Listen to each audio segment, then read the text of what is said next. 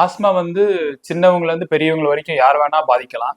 இதுல முக்கியமா வந்து நம்ம பார்க்க வந்து அறிகுறிகள் வந்து அதே மாதிரி ஒவ்வொருத்தருக்கும் ஒவ்வொரு மாதிரி அறிகுறிகள். அது வந்து மருத்துவரால மட்டும்தான் சரியா கண்டுபிடிக்க முடியும். ஸோ இதுல வந்து முக்கியமான நம்ம எல்லாருக்கும் காமனா நிறைய பேஷண்ட்ஸ்க்கு இருக்கக்கூடிய காமனான அறிகுறிகள் வந்து ரொம்ப நாள் இருமல், அதாவது நாள்பட்ட இருமல்னு சொல்லுவாங்க.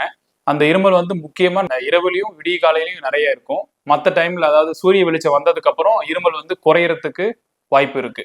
ஆஸ்மாவோட ஒரு தனிப்பட்ட ஒரு சிம்டம். பிளஸ் வந்து இது கூட வந்து நிறைய பேஷண்ட்டுக்கு வந்து மூச்சு இறைப்பு, வீசிங்னு சொல்லுவாங்க, சத்தம் வரும். விசில் அடிக்கிற மாதிரி ஒரு சத்தம் வரலாம். நடந்தா மாடிப்படி ஏறினா மூச்சு வாங்குறது, இதெல்லாம் வந்து இன்னொரு ஒரு சில இது கூட வந்து மற்ற சிம்டம்ஸ் இருக்கலாம். அதுல முக்கியமா வந்து நம்ம பாக்குறது வந்து தோல் பிரச்சனைகள், அதாவது அரிப்பு, தடிப்பு, வீங்கிறது, காரணமே இல்லாம திடீர்னு தடிச்சுட்டு வீங்கிரும்.